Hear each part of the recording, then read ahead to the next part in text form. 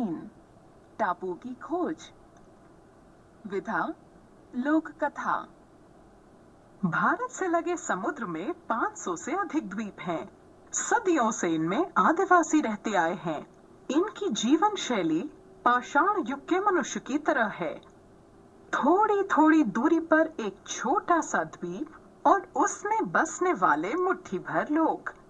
ये दुनिया से एकदम कटकर कैसे रहते रहे? इन्होंने अन्य द्वीपों के बारे में जानकारी कैसे हासिल की? आपसी संबंधों का किस तरह विकास हुआ? इस संबंध में कई रोमांचक कथाएं हैं, जिनसे अधिकांश भारतीय अनभिज्ञ ही हैं। आइए इन्हीं में से एक द्वीप के बारे में कुछ जान लें।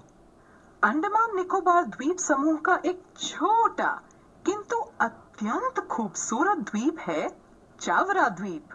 कार निकोबार इस द्वीप समूह का एक सर्वाधिक महत्वपूर्ण द्वीप है। कार निकोबार के वासियों ने चावरा द्वीप की खोज बड़े रोमांचक तरीके से की थी। इस द्वीप समूह में यह लगभग बीच का द्वीप है। निकोबारी आदिवासियों के मन में यह विचार आया कि अन्य द्वीपों की खोज करनी चाहिए। संभव है कुछ और लोग कहीं बसते हो। अगर यह सच हुआ तो हम कुछ और लोगों को जान सकेंगे। मनुष्य का स्वभाव नई नई चीजों को खोजने और जानने का रहा है। इस गुण के कारण ही खोजों का सिलसिला शुरू हुआ। इस योजना के तय हो जाने के बाद पहली और भारी समस्या थी यात्रा की। समुद्र में यात्रा कैसे की जाए? तब तक इन आदिवासियों को नाव बनाने का ज्ञान नहीं था। जब यह तय हो गया कि खोज पर निकलना ही है, तब इन्होंने यात्रा से जुड़े अन्य पहलुओं पर सोचना आरंभ किया। कई दिमाग सक्रिय हो उठे। निकोबारियों पर एक ही धुन सवार रहने लगी कि कुछ न कुछ करना है। इसलिए तरह तरह के प्रयोग होने लगे। अचानक कुछ लोगों के ध्यान में आया कि जब लकड़ी पानी में गिर जाती है तो वह तैरती रहती है। उन्होंने प्रयोग के तौर पर नारियल का एक पेड़ उखाड़ा, उसे छीलना आरंभ किया, उसे तरह तरह से काटा, उसका आकार छोटा किया, गोलाई कम की, फिर उसे पानी में तैराकर देखना शुरू किया। इससे उन्हें संतुलन की कला समझ में आई। प्रयोग करते करते आखिर उन्होंने छोटी सी नाव बना ली। नाव को नाम दिया केनो। समुद्र में उसे तैरा कर देखा। जब वह समुद्र में नहीं डूबी तो खूब प्रसन्न हुए। यह उनके जीवन की पहली बड़ी उपलब्धि थी। इसके बाद निकोबारियों ने आपस में विचार विमर्श किया। आगे की योजना कुछ इस तरह बनी कि केनो में याम यानी जिमीकंद और फल भरकर उसे समुद्र में छोड़ दिया जाए। तैरते हुए यह किसी किनारे पर अवश्य लगेगी। इस विश्वास के पीछे भी एक कारण था। उन्होंने कई ऐसी चीजों को अपने समुद्री तट पर पहुंचते देखा था जो उनके लिए अनजानी थीं। उन्हें उम्मीद थी कि केनो किसी न किसी द्वीप के तट पर जरूर पहुंचेगी। यदि उस द्वीप पर मानव जाति हुई तो केनो में रखी चीजों को देखकर उन्हें यह अंदाजा हो जाएगा कि यह नाव कहीं से भेजी गई है। हालांकि कई निकोबारी इस योजना के प्रति सशंकित थे, किंतु एक कोशिश करने में उन्हें भी कोई आपत्ति नहीं हुई। इस तरह केनो को उपहारों से भरकर समुद्र में छोड़ दिया गया।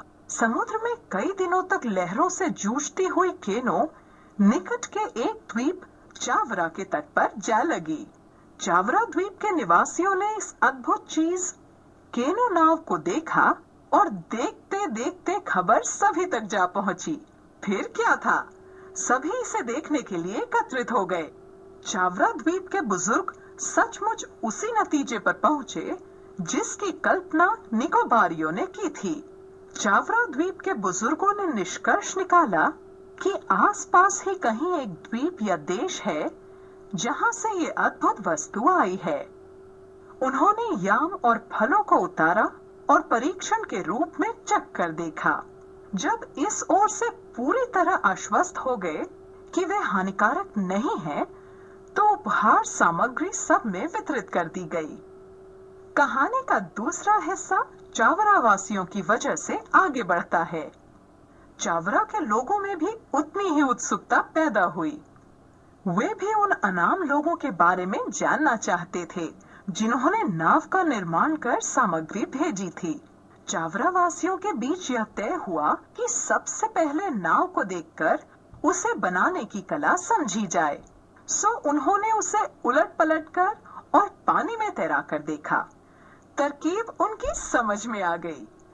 तब उन्होंने नाव में मिट्टी के छोटे छोटे बर्तन रख दिए। इसके अलावा बनुई लोई यानी नारियल से बना खाद्य पदार्थ भी बांध कर रख दिया। फिर नाव को उसी दिशा में रवाना कर दिया जिधर से आकर वह उनके तट पर लगी थी। लगभग 15 दिन बाद नाव किसी तरह पुनः कार निकोबार के दूसरे तट पर आ लगी। जैसे ही निकोबारियों की उस पर नजर पड़ी, वे खुशी से झूम उठे। देखते ही देखते सभी लोग तट पर इकट्ठे हो गए। उनकी खुशी का कोई ठिकाना नहीं रहा। कौतूहल और आनंद के साथ उन्होंने नाव से सामान उतारा। वे छोटे छोटे बर्तनों और उनके आकार प्रकार को देखकर विस्मित थे। उन्होंने बर्तनों को लेकर तरह तरह के प्रयोग किए। किसी ने पानी भरकर देखा, किसी ने फल रखकर जांचा। इसी बीच किसी ने उन्हें आग पर रखकर भी देख लिया। जब बर्तन न तो टूटे और न चिटके, तो उन्हें बर्तन का उपयोग और महत्व समझ में आया। केनू के लौट आने पर उनकी यह धारणा विश्वास में बदल गई कि पास में कोई द्वीप है जहां मनुष्य रहते हैं। फिर क्या था, निकोबारियों ने तय किया कि अब उन लोगों तक पहुंचना चाहिए। उन्होंने अब एक बड़ी नाव बनाना शुरू किया। नाव बन जाने पर उसका संतुलन और उसकी भार वहन क्षमता को जांचना शुरू किया। उसमें बैठकर उसे गति से चलाने का प्रयास किया। जब गति पाने में सफलता नहीं मिली, तब हाथ में लकड़ियां लेकर नाव खेने का प्रयास किया। गति का कुछ आभास हुआ तो लकड़ियों को काटकर चप्पू की तरह के आकार में तब्दील कर दिया। अब पूरी नाव तैयार थी।